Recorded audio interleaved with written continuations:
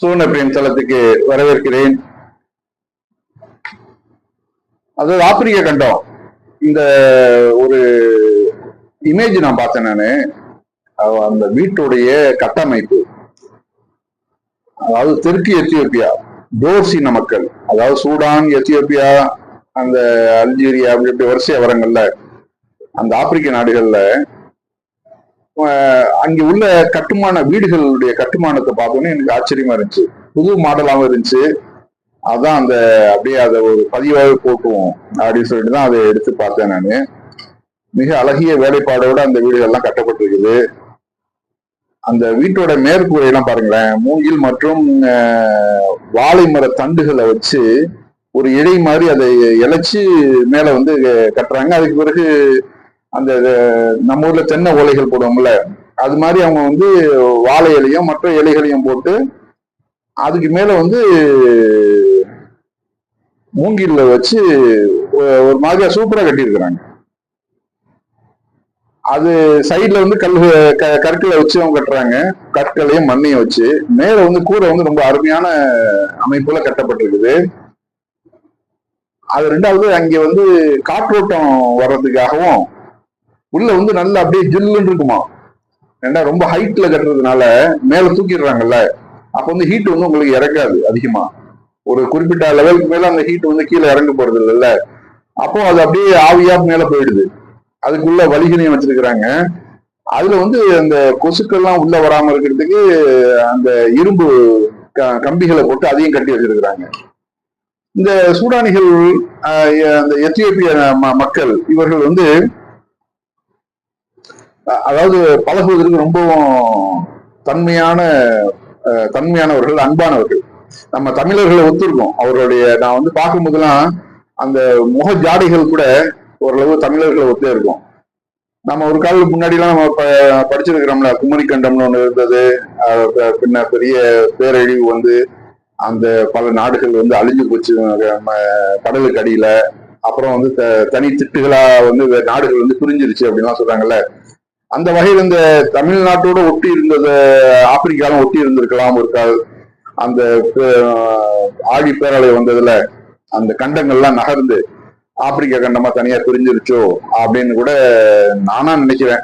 அது உண்மையா எப்படிங்கிறது தெரியல. ஏன்னா அந்த மக்களுடைய பழக்க வழக்கங்கள், அந்த மக்களுடைய நிறம், அந்த மக்களுடைய முக பாவனைகள், அவர்கள் நடந்து கொள்ளக்கூடிய விதங்கள் எல்லாமே நம்ம தமிழர்கள் அப்படியே ஒத்துருக்கோம்.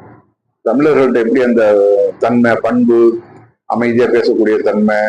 இங்க சவுதிகளே சொல்லுவாங்க, மதராசிகள் வந்து ரொம்பவும் சாஃப்டா பேசக்கூடியவங்க அப்படின்னு சொல்லிட்டு. மற்ற இந்தியன் ஸ்டேட்டுகள்லயே இந்த தமிழ் மக்களை வந்து சில சவுதிகள் ரொம்ப விரும்புவாங்க. அந்த அவர்களுடைய நடந்துக்கிற முறை, பேச்சு, அந்த தன்மை, அதெல்லாம் அதே தான் அப்படியே அவங்கள்ட்ட இருக்கும், அந்த சூழானிகள்கிட்டே இருக்கும். எனக்கு நிறைய ஃப்ரெண்ட்ஸ் எல்லாம் இந்த பிசினஸ் விஷயமா நம்ம முன்னாடி பழைய கம்பெனிகள் இருந்தப்ப நிறைய பழக்கங்கள். அவர்கள் வந்து நல்ல ஆர்வமா நம்மகிட்டலாம் பேசுவாங்க, நல்ல தங்களுடைய கருத்துக்கள்லாம் பகிர்ந்துக்குவாங்க. அவங்கள்ட்டயும் அந்த மாதிரி எண்ணங்கள்லாம். அதே மாதிரி நம்ம சூடானிகள் வந்து நிறைய வந்து படிக்கிறதுக்கு நம்ம மெட்ராஸ் போறாங்க. அவங்க வந்து தேர்ந்தெடுக்கிறது மெட்ராஸ் தான் தேர்ந்தெடுக்கிறாங்க அதிகமா. நானும் பாக்குறேன், விசாரிச்சிருக்கிறேன். அவங்க மதராஸ் தான் நாங்க போறோம் அப்படிங்கிறோம். அதே மாதிரி படிக்கிறதுக்கும் சரி, மருத்துவ பெரிய ஆபரேஷனுக்கெல்லாம் பண்றதா இருந்தாலும் நேரம் வந்து அவன் தேர்ந்தெடுக்கிறது முதலிடம் வந்து மதராஸ் தான். அவன் சொல்றான், எங்களுக்கு என்னன்னு தெரியல, இந்த மதராஸோட அவ்வளோ ஒரு டச்சிங்கா இருக்குது, நாங்க வந்து என்னமோ எங்க ஊர்ல இருக்கிறது மாதிரி இருக்கிறோம் நாங்க அப்படின்னு சொல்ல கேள்விப்பட்டிருக்கேன். என்னோட மேனேஜர் வந்து முன்னாடி வந்து ஒரு சூடானி இருந்தாப்புல. நான் சூடானிட்ட என்ன பேசிட்டு இருக்கிறவங்க இந்த மாதிரி விவரங்கள்லாம் நாங்க பேசிட்டு இருக்கிறப்ப அவன் சொல்லுவான், அந்த மதராசி நான் போயிருக்கேன் ஒரு தடவை, என்னுடைய அண்ணனுக்கு ஒரு ட்ரீட்மெண்ட்டுக்காக போயிருக்கிறேன். அப்போ வந்து ஏதோ நான் சூடான்ல இருக்கிறது மாதிரி நான் நினைக்கிறேன். நான் அந்த மாதிரி அந்த மக்களுடைய அன்பு, பண்பு, அரவணைக்கக்கூடிய அழகிய முறையில பேசக்கூடியது அப்படின்னு சொல்லிட்டு அவனே அந்த சில நம்மகிட்ட சொல்றதை பாக்குறோம். நம்ம அந்த வகையில இந்த வீடுகள்லாம் நீங்க பாக்குறீங்க. இந்த வீடுகளுடைய அமைப்புகளையும் பாருங்க. மக்களை வந்து ஒரு கருப்பா இருந்தாலும் கலையா இருப்பாங்க. அந்த சூடானிகள் பெண்களையும் சரி, ஆண்களும் சரி, கருப்பா இருந்தாலும், கருப்பா இருந்தாலும் ஒவ்வொரு அட்டை கருப்பு கிடையாது, மாநிறம். நம்ம தமிழ்நாட்டு தான் மாநிலமா இருப்பாங்கல்ல, அந்த மாநிலம் அதே சமயத்துல கலையாவும் இருப்பாங்க. அதாவது சில பேர் வெள்ளையா இருந்து பேசு சரியில்லைனாக்க அதையும் நம்ம பாக்குறோம். கருப்பா இருந்தா கலையா இருக்கிறதையும் நம்ம பாக்குறோம். அந்த வகையில நம்ம வந்து இந்த சூடான் மக்களையும், எத்தியோப்பியா, அல்ஜீரியா, அந்த சூடானிய மக்கள், அந்த ஆப்பிரிக்க மக்கள் எல்லாம் நம்ம பாக்குறப்போ ஒரு காலத்துல அவர்கள் வந்து மனிதர்களோட கேவலமா நடத்தப்பட்டாங்க. அடிமைத்துவ தொழில் கும்பல் கும்பலா வந்து பிரான்ஸும் இங்கிலாந்தும் வந்து அங்க நாட்டு மக்களை வந்து ஆட்டையை போட்டு அங்க இருக்க கனிம வளங்கள் எல்லாம் கொள்ளையடிச்சு அந்த மக்களை வந்து ஒண்ணுமில்லாம ஆக்கி எனக்கு வந்து அந்த நாடு வந்து அவ்வளவு வறுமையில் இருக்கிறதுக்கு காரணமே இந்த வல்லரசுகள் தான். அப்போ வேற வழி இல்லாம அவங்க என்ன பண்றாங்க, இந்த அடிமைத்தொழில இருந்து நம்ம வெளியில வரணும்னாக்க இஸ்லாம் தான் ஒரு நல்ல ஒரு நமக்கு ஒரு வாய்ப்பு அப்படின்னு சொல்லிட்டு கூட்டம் கூட்டமா இஸ்லாத்தை தழுவுறாங்க. அந்த இஸ்லாத்தை தழுவுனதோடு இல்லாம தங்களுடைய பெயர்களையும் வந்து அவர்களுடைய அரபு பெயர்களை வைக்கிறாங்க. பேச்சையும் வந்து தங்களுடைய சொந்த மொழிகளை விட்டுவிட்டு அரபி மொழிகளை வந்து அதிகமா கற்க ஆரம்பிக்கிறாங்க. கற்று அவங்களோட சொந்த மொழி ரொம்ப பேருக்கு தெரியாது.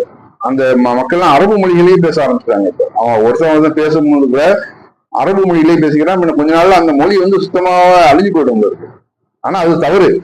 என்னைக்குமே தங்களோட தாய்மொழி வந்து விடக்கூடாது. அவன் இஸ்லாத்தை ஏத்தா கூட அந்த கம்யூனிகேஷனுக்கு வந்து அவன் யூஸ் பண்றது அவனோட சொந்த மொழியை தான் யூஸ் பண்ணணும். ஏன்னா எப்படி இருந்தா என்ன இருந்தாலும் அரபு மொழி வந்து அவனுக்கு வந்து அந்நிய மொழி தான்.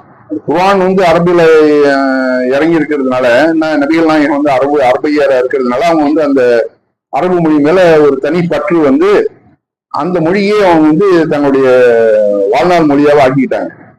இப்ப ஒவ்வொரு சூடானிகள் ஒருத்தவங்க பேசுறது எல்லாமே அரபுகளை தான் பேசிக்குவாங்க. ஆனா அவர்களுடைய தாய்மொழி வந்து வேற.